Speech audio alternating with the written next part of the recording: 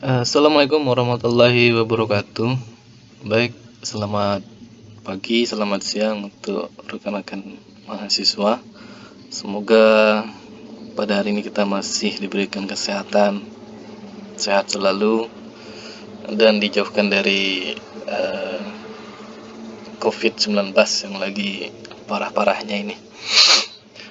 Oke, selamat menunaikan ibadah puasa juga.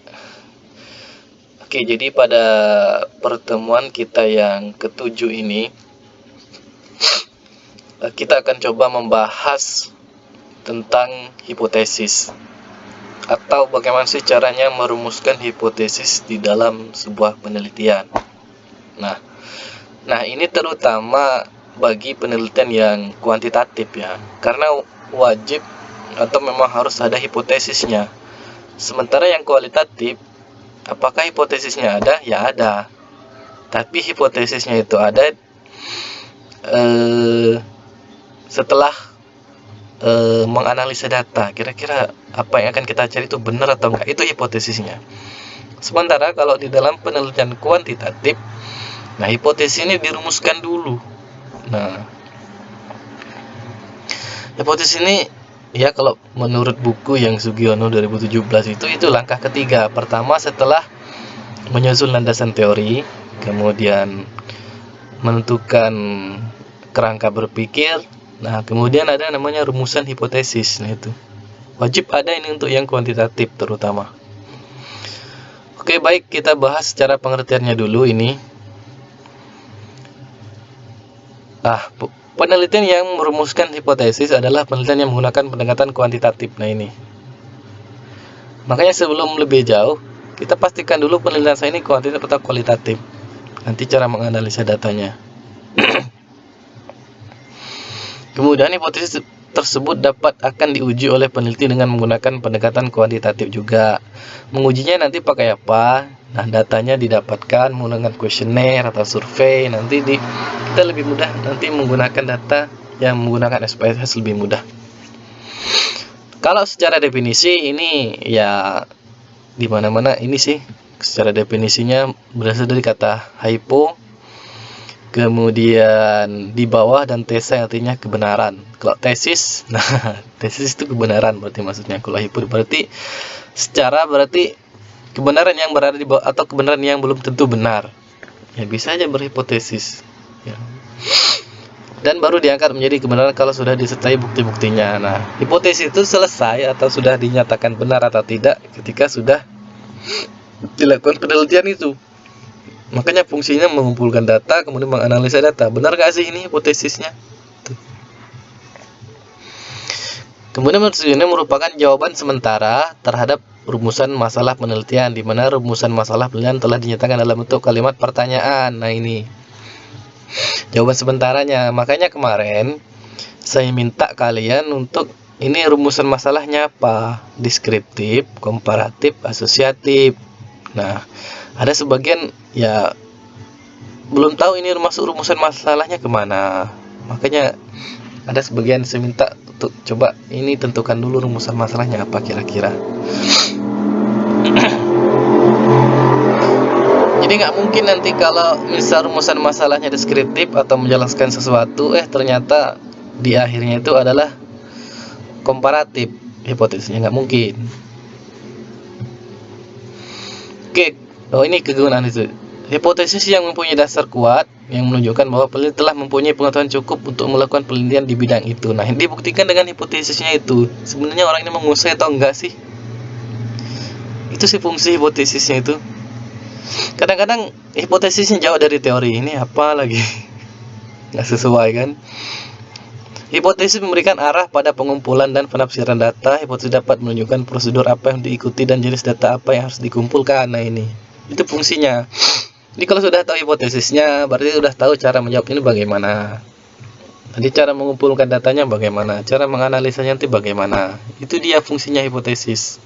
Bukan sembarangan membuat pernyataan udah ini hipotesisnya, enggak. Hipotesis itu yang harus kita cari. Ya, dia hampir sama dengan rumusan masalah sih. Tadi sudah dibilang jawaban sementara dari rumusan masalah itu hipotesis, tapi belum melakukan penelitian. Apakah benar nanti ketika diuji atau enggak, semuanya benar atau tidak, hipotesis atau penelitian tetap terjadi hipotesis. Macam-macam hipotesis statistik. Nah, ini hipotesis statistik itu ada bila penelitian bekerja dengan sampel. Sampel itu kan, kalau sampel bagian dari populasi itu sampel. Jika penelitian tidak menggunakan sampel, maka tidak ada hipotesis statistik. Nggak ada. Makanya kayak penelitian kualitatif, sampelnya kan dikit, cuman ada beberapa responden. Nah, itu tidak ada hipotesis statistik. Apalagi hipotesis statistik itu hipotesis yang dinyatakan dengan angka. Nah, menurut Arikunto, hipotesis statistik secara umum dapat dibedakan menjadi dua. Nah, hipotesis kerja dan hipotesis nol atau nihil. Nah, hipotesis kerja ini hipotesis kerja atau hipotesis alternatif disingkat dengan HA biasanya, atau HI juga sama, HA atau HI. Hipotesis kerja menyatakan adanya hubungan antara variabel X dan Y, atau adanya perbedaan antara dua kelompok dan sering dinyatakan dalam kalimat positif. Ada hubungan atau tidak, itu biasanya seperti itu.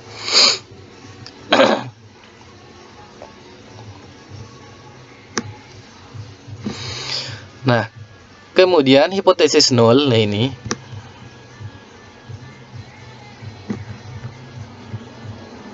hipotesis nol atau hipotesis statistik, karena biasanya digunakan dalam penelitian yang bersifat statistik, yaitu diuji dengan perhitungan statistik dan sering dinyatakan dalam kalimat negatif dia. Nah, dia sebenarnya lawannya sih dari ini, kalau hipotesis nol ini. Nah, yang kita cari yang mana? Ya ini, yang hipotesis kerja ini. Nah, itu. Hipotesis nol dinyatakan tidak adanya perbedaan antara kedua variabel atau tidak adanya pengaruh antara variabel X dan Y. Apalagi X dan Y ini variabel nih. Ini cuman sebagai variabel 1 atau variabel 2-nya itu X dan Y. Cuman orang sering menyingkat variabel X dan Y. Nah, kalau yang pertama dia ditunjukkan dengan kalimat positif, dilambangkan dengan HA. Sementara kalau ini biasanya HO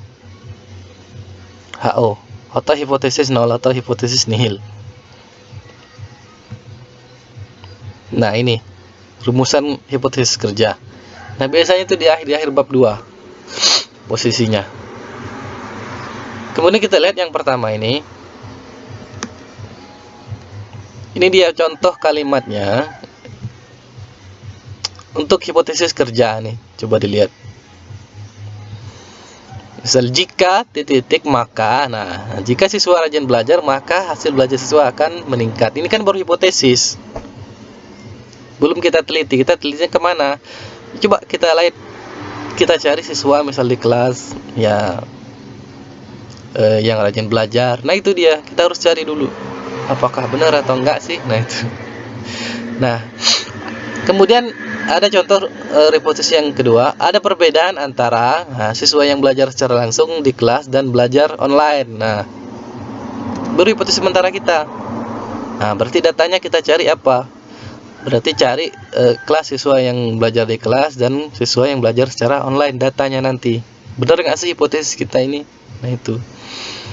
Kemudian ada pengaruh motivasi belajar terhadap prestasi siswa. Nah, ini hipotesis semua ini. Pengaruh boleh ini gantilah, bukan motivasi belajar, misal tingkat spiritual terhadap prestasi siswa. Ada pengaruh setelah bimbingan konseling. Nah itu dia cara membuat hipotesis penelitian.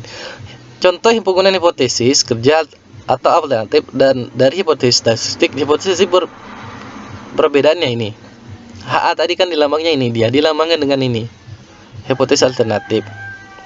U1, U2. U1 ini maksudnya kelompok siswa 1 dan kelompok siswa 2. Nah, ini kalau ini kita misalnya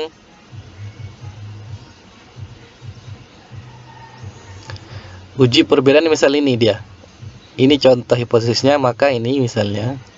Nah, ada perbedaan, berarti U1-nya nanti tingkat pelajarannya lebih besar daripada tingkat U2. Ini cuma contoh alternatifnya. Berarti HA U1 lebih besar daripada U2 kelompok belajarnya. Hipotesis Alden menyatakan bahwa rata-rata kelompok 1 lebih besar dari rata-rata kelompok 2 misalnya. Nanti misal kita ketemu datanya ada 2 kelas nanti. kita ketika mau menyatakan uji perbedaan.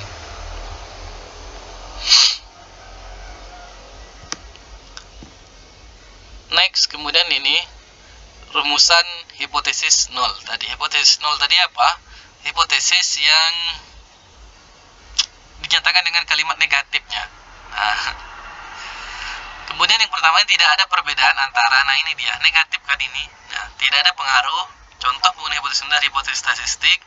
Nah ini, dia HO sama dengan kelompok U1 sama dengan kelompok X2. Kenapa sama dengan? Karena dia dinyatakan tidak ada perbedaan. Berarti sama dengan kan? Itu dia caranya. Berarti HO-nya, hipotesis nolnya, HI sama dengan X1 sama dengan X2, atau U1 sama dengan U2 juga sama. Ini cuma masalah melambangkan aja. Nah, cara merumuskan hipotesis. Nah, yang pertama, hipotesis harus dirumuskan dengan singkat dan jelas. Gitu. Nah, sampai di sini saya harap kalian sudah memahami penelitian kalian itu masuk kemana, kuantitatif atau kualitatif. Nah, biasanya dia itu cuma satu rumusan masalah kalau yang kuantitatif. Apakah ada misal pengaruh? Nah, itu dia.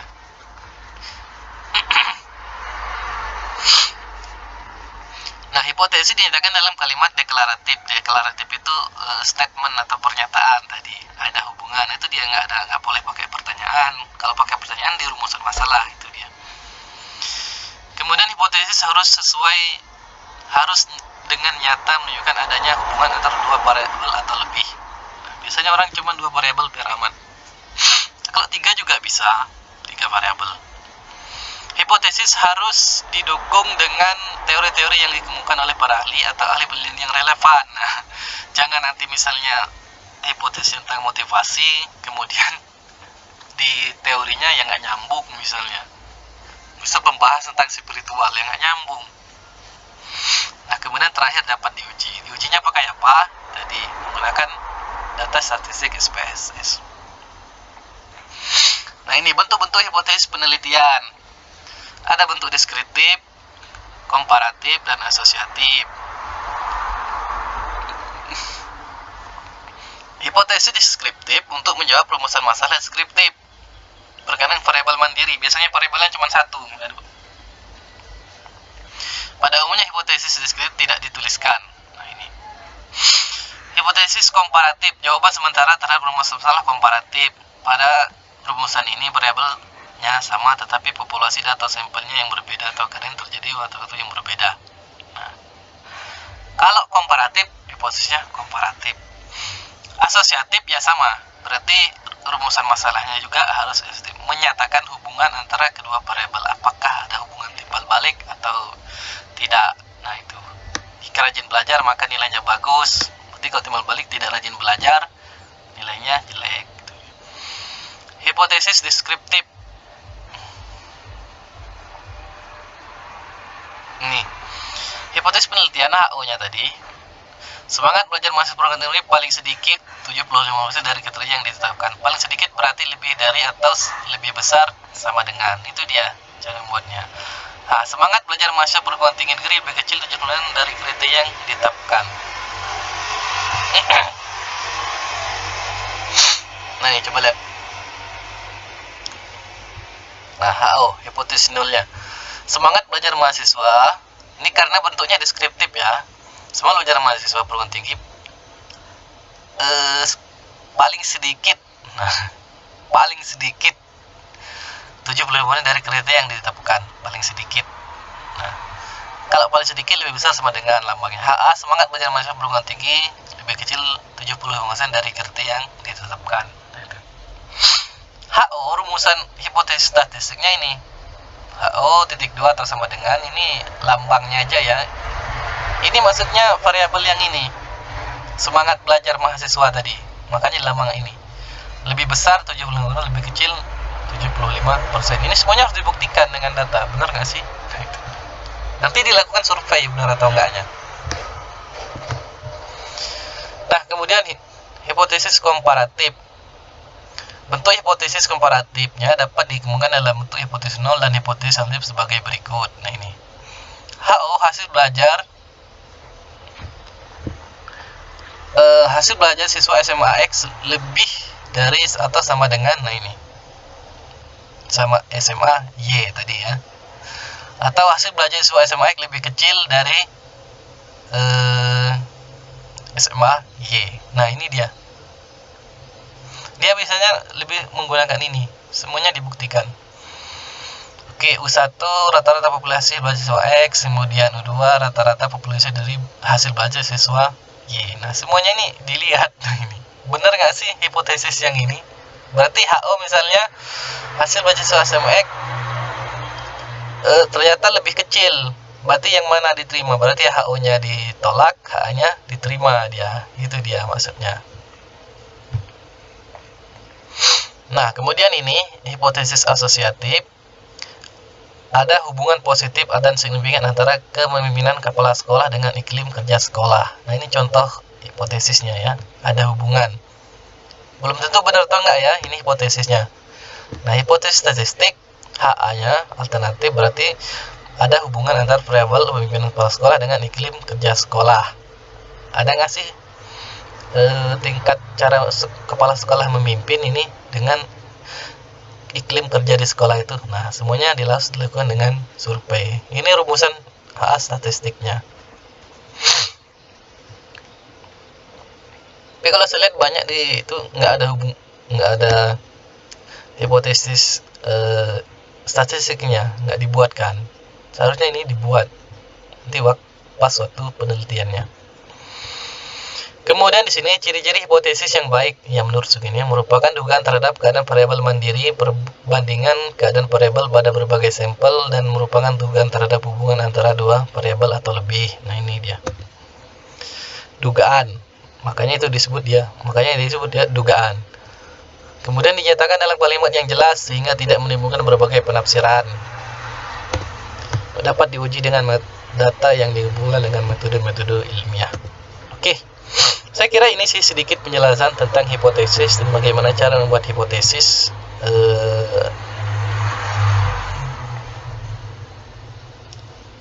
komparatif, deskriptif, komparatif, dan asosiatif. Nah, ini berarti nanti semua penelitian nanti harus dibuatkan kira-kira hipotesisnya apa dari rumusan masalah kalian itu. Nah, jadi kalau tahu hipotesisnya, tahu nanti apa yang akan kalian cari. Oke, baik, saya kira itu dulu sedikit penjelasan tentang hipotesis. Wassalamualaikum warahmatullahi wabarakatuh.